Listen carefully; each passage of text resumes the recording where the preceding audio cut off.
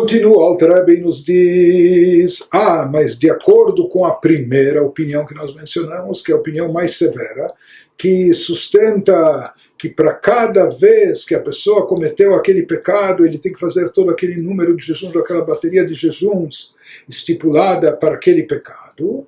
Então aqui se ele fez, e não bastaria apenas 3 vezes, se ele fez 10 vezes, 20 vezes o pecado, teria que se multiplicar isso por 10 ou por 20.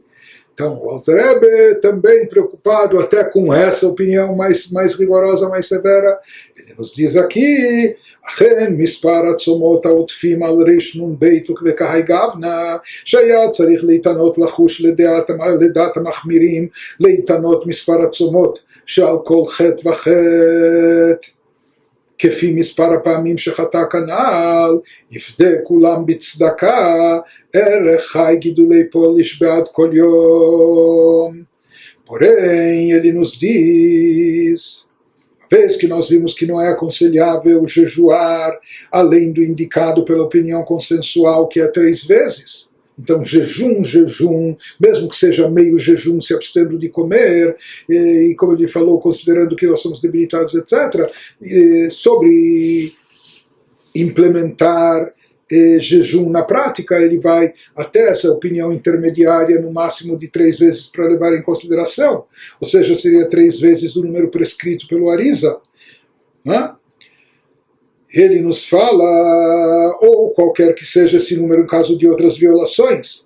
Porém, para seguir a opinião rigorosa e jejuar o número de jejuns recomendado para cada tipo de transgressão, multiplicado pelo número de vezes que o pecado foi cometido, isso pode chegar a várias centenas e passar de milhares de jejuns, que é algo mesmo para aquela geração do Alter Rebbe já era algo impraticável, né? Algo impossível. Então nos diz o Alter Rebbe, não se devem fazer tais jejuns excedentes, esses jejuns excedentes para aquele que quer levar em consideração mesmo aquela opinião mais rigorosa, que deve se converter o número de jejuns pelo número de vezes que o pecado foi cometido. Então ele diz, nesse caso, o que ele deve fazer? Redimir todos eles por meio da caridade, com o valor de 18 gulden poloneses para cada dia de jejum, que nós falamos, aquilo que equivale a cerca de 13 gramas de prata, e na cotação atual nossa, durante a gravação, algo como cerca de R$65. Então todos, se a pessoa aqui tem, então, se ele tivesse que fazer 1000 jejuns penitenciais, isso significa que ele precisaria dar tzedakah no valor de R$65.000, não de uma tacada só, mas no decorrer da sua vida, né, durante todos os anos. De qualquer forma, ele nos diz, então esses jejuns adicionais, quer dizer, mesmo para essa opinião mais rigorosa, aqui ele não sugere nem fazer meio jejum, etc., mas ele diz dar tzedakah. שאר כל תניות שצריך להתענות על עבירות שאין בהן מיתה, ואפילו על ביטול מצוות עשה דאורייתא ודרבנן בתלמוד תורה כנגד כולם, כפי המספר המפורש בתיקוני התשובה מהאריזל, ורובם נזכרים במשנת חסידים במסכת התשובה, הכל כשר לכל, יפדה בצדקה כנ"ל, אילו מצא לצעורי נפשי כנ"ל. Do mesmo modo, diz o Alter Rebbe, devem ser redimidos por meio da caridade todos os jejuns requeridos para pecados que não acarretam pena de morte. Então nós vimos que até para um acesso de ira, ele estipula 151 jejuns, mas isso não é algo passível, né? Por mais que os nossos sábios até dizem que isso pode ser tão grave como equivalente até à idolatria, mas na prática não é um pecado passível, não é, de pena de morte. Então, para esses pecados, entre aspas, mais leves, ou que não têm uma pena tão grave, inclusive o não cumprimento de mandamentos positivos, e o não cumprimento de mandamentos positivos inclui também, seja bíblicos ou rabínicos, sendo o estudo da Torá equivalente a todos eles. Um dos mandamentos positivos é o estudo da Torá, e nós sabemos que o estudo da Torá é uma coisa importantíssima. Por isso também, Bitul Torá, quando a pessoa desperdiça o tempo e não estuda a Torá, isso é uma coisa grave. Mas ele diz, mesmo que isso seja passível de acordo com os escritos luriânicos, cabalísticos ou os livros de Mussar, há numerosos jejuns, que a pessoa redima esses tipos de jejuns, envolvendo pecados menos graves, ou pecados que não são passíveis de pena de morte, ou transgressões, ou não cumprimento de mandamentos positivos, mesmo sendo estudo da Torá, que ele redima tudo isso através de tzedakah, praticando caridade. Então, que ele faça, fazendo-se o donativo segundo a quantidade de jejuns especificada nas recomendações do Arizal para Teshuvah. Então, que ele veja qual o número de jejuns aqui, ou quantas vezes ele também cometeu essa transgressão, e converta isso em dinheiro que ele vai doar para tzedakah, para pobres, necessitados, boas causas. E ele nos diz que a lista desses jejuns para cada tipo de transgressão, a maioria dos quais se encontra em Mishnat Hasidim, Masechet Teshuvah, ele nos diz em que obra pode-se encontrar essa relação. Então ele nos diz, Akol kasher lakolif debit tzedakah kanal, ilomatze letzaure nafshei kanal.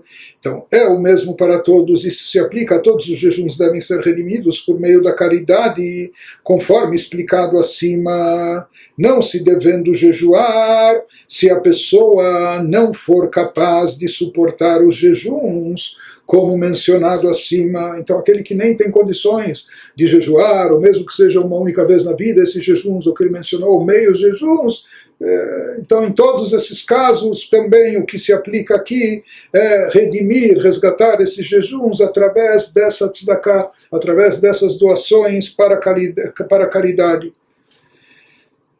Se nós cometemos vários pecados, e muitas vezes, e força para jejuar não temos, redimir para tzedakah, isso pode custar uma bela fortuna, não é? Então, sobre isso nos fala o Alter Rebbe, ve'av sheyale lesach mesuyam, ein lachush mishum al yebazbez yoter michomesh, mesmo que essa remissão de múltiplos jejuns por meio da caridade perfaça uma quantia considerável, não pouco dinheiro, pelo contrário, correspondente a tal ponto que isso pode ultrapassar, correspondente a mais de 1/5 da sua renda, mais de 20% da renda. E nós sabemos que existem até restrições, limitações dos nossos sábios, até quanto a tzedakah, que a pessoa não deve se exceder ou exagerar demais, a tal ponto que os nossos sábios disseram que a pessoa não gaste mais de 1/5 da renda com caridade, não desperdice, não gaste mais do que 1/5, mas aqui nos diz o Alter Rebbe que a pessoa não precisa se preocupar com essa advertência dos sábios de não gastar mais de 1/5 da sua renda para a caridade, quando ele está fazendo isso para redimir os jejuns, ou para a remissão dos jejuns penitenciais que ele deveria fazer pelos seus pecados. Explica o Alter Rebbe porque דלא מקרה בזבוז בקהי גוונה, מאחר שעושה לבדות נפשו מתעניות וסיגופים, ולא גרע מרפואת הגוף ושאר צורכיו. Explica o Alter Rebbe porque em tal circunstância a remissão dos jejuns não se denomina gasto excessivo. Por que não é considerado gasto excessivo com caridade? Por quê? Pois caridade significa doar dinheiro para ajudar outra pessoa. Mas esse tipo de caridade que a pessoa está fazendo aqui nessas circunstâncias, nessa situação, mas esse dinheiro está sendo doado para o seu próprio benefício. Então, quando se trata de doar dinheiro para ajudar outra pessoa, a pessoa então não se deve exceder os 20%, não é? Mas aqui, quando se trata para o seu próprio benefício, não existe esse limite de 20%. Aqui a pessoa está agindo para redimir a sua alma de jejuns e aflições. E o Alter Rebbe nos diz uma prova, uma evidência óbvia disso, que não há restrição e não há limite. A remissão dos jejuns, portanto, não é menos importante do que a cura do corpo ou qualquer outra necessidade pessoal, às quais não se impõem limites de gasto. Deus nos diria, se uma pessoa estivesse enferma, então não há limite na halakha de quanto ele pode gastar em remédios e medicamentos. Ou se a pessoa, Deus nos livre, está doente e precisa passar por um tratamento, custe o que custar, não só que ela pode fazer, ela deve fazer.